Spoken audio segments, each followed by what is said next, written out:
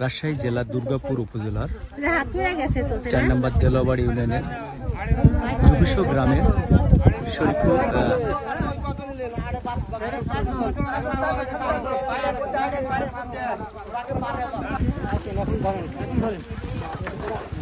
দেখছেন যে দুর্গাপুর উপজেলার জুবিশো গ্রামের রইসুদ্দিনের ছেলে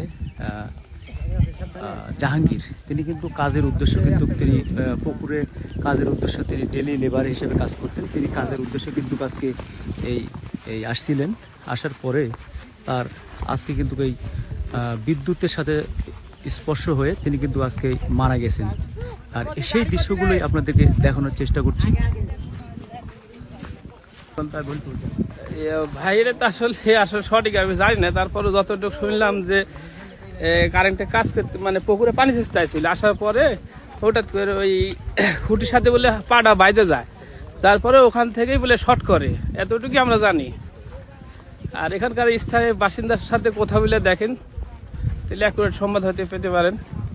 এভাবেই জাহাঙ্গীরের যে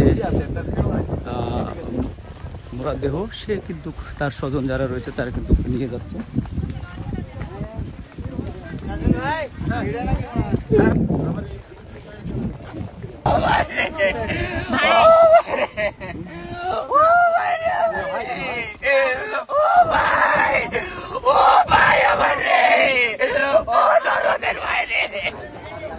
দেখতে পাচ্ছেন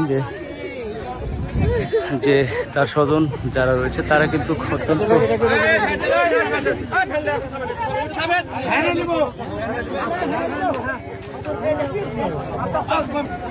দেখতে পাচ্ছেন যে হাজার হাজার মানুষ তারা কিন্তু